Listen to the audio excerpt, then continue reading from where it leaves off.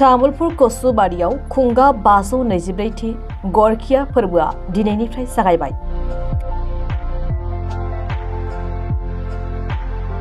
थांनाय बोसोरफोरनि बायदि देग्लायबो तामुलपुर जिल्लानि कसुबारियाव श्री श्री गपाल आरो जगन्नाथ थानसालियाव 524थि बोसोरसालिया गरखिया फोरबोआ दिनैनिफ्राय जागायबाय।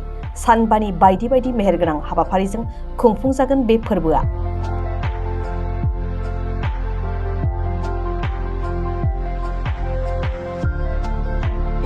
हाबाफारि बायदियै दिनै थानसालिनि गाहाय दरखंखौ बेखेवनानै होयो गरेश्वर बीटीसी बियाबनि एमएलए पवित्र कुमार बर'आ।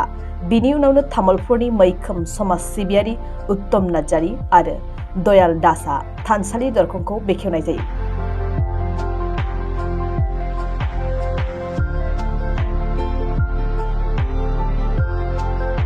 मख'नो गोनांदि बे फोरबोजोंनो लोब्बा लाखिनानै बानजाय आफादा मोसानाय बादायलायनाय, ओनसोलनि जौगाफुनाय लाइमोनफोरखौ थुलुंगाखां होनाय थांखिजों मेथाइ खननाय दिन्थिफुंनायजों लोगोसे मुंदांखा मेथाइ खनगिरि एलिसा बर', देबजित बरा आरो मेथाइनि दावमैना दीपशिखा बराखौ देंखो मोनाबिलि हारिमु आयदायाव हांख्रायहरनाय जादों।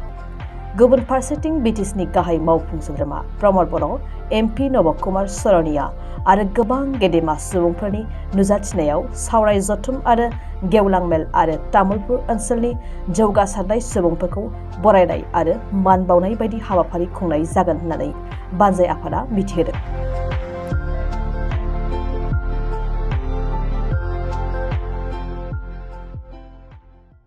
बाबु श्री श्री गोपाल और जगन्नाथ थान सत्ৰৰ 524 সংখ্যক গৰখীয়া সভা মহোৎসৱৰ প্ৰথম দিনৰ কাৰ্যসূচী আৰম্ভ হৈছে।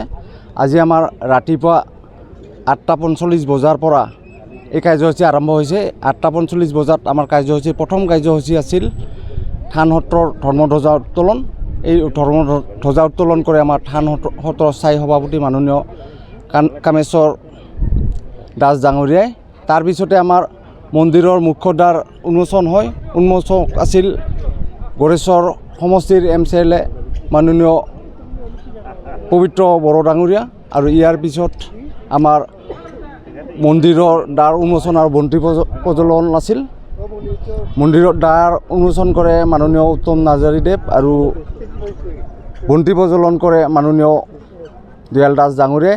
ইয়াৰ পিছতে আমাৰ স্মৃতি তৰ্পণ অনুষ্ঠান আছিল আৰু এই স্মৃতি তৰ্পণ অনুষ্ঠানত অংশ লয় শ্ৰীমতী সুমিত্ৰা নাৰ্জাৰী দেৱ আৰু জল্টি ডেকা ডাঙৰীয়াই। ইয়াৰ পিছতে আমাৰ ভজনালয়ৰ দ্বাৰ উন্মোচন কাৰ্যসূচী আছে। উন্মোচন কৰিছে মাননীয় ভাবিত দাস দেৱে। ইয়াৰ পিছত আমাৰ কাৰ্যসূচী আছে আমাৰ ৰভা মঞ্চ উদ্বোধন। এই ৰভা মঞ্চ উদ্বোধন কৰিব আমাৰ বিটিচিৰ প্ৰধান মাননীয় প্ৰমোদ বড়ো ছাৰদেৱে। আৰু ইয়াৰ আবেলি আছে আমাৰ মহাপুৰুষ গোপাল আৰু জগন্নাথ থান সত্ৰৰ স্থায়ী কিছুমান পৰম্পৰা আছে।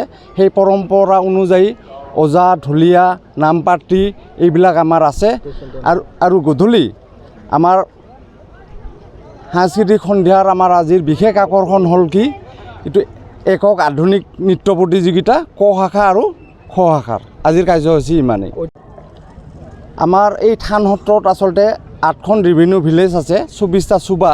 কিন্তু এই চুবাৰ উপৰিও অসমৰ ইমূৰৰ পৰা সিমূৰলৈ আমাৰ বৃহত্তৰ অঞ্চলটোত আহি সমাগম হয়। আমাৰ চাওক, আমাৰ যিখন বাণিজ্য মেলা অনুষ্ঠিত হয় 20 বিঘা মাটিৰে আৱৰা। কিন্তু আমাৰ দুৰ্ভাগ্য কি, আমাৰ যিমান বিপণী আহি ইয়াতে দোকান দিব লাগিছিল তাতকৈ 3 গুণ বিপণী আহে, যাৰ ফলত 2 গুণ বিপণী ইয়াৰ পৰা ঠাইৰ অভাৱত যাব লগা হয়। সেইটোৱে আমাৰ মানে ভক্তা সমাগমটো আপুনি চাব, আপোনালোকৰ চেনেলবিলাকে চাব। আমি আশা কৰিছোঁ এইবাৰ 10ৰ পৰা 15 লাখ কমেও ভক্ত সমাগম হ'ব ইয়াতে। আমাৰ দিনৰ ভাগত কম হয় কিন্তু ৰাতি খুব বেছি ভক্ত হয়। কি লোকবিশ্বাস আছে ইয়াত যে ইমান মানুহ আহে, কি বিশেষ মাহাত্য আছে?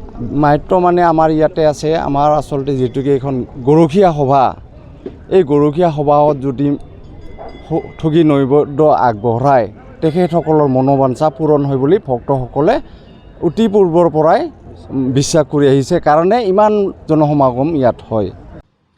নমস্কাৰ, মই doctor Pratibha Pachari Agarwal. IVF specialist at Apollo Fertility Guwahati.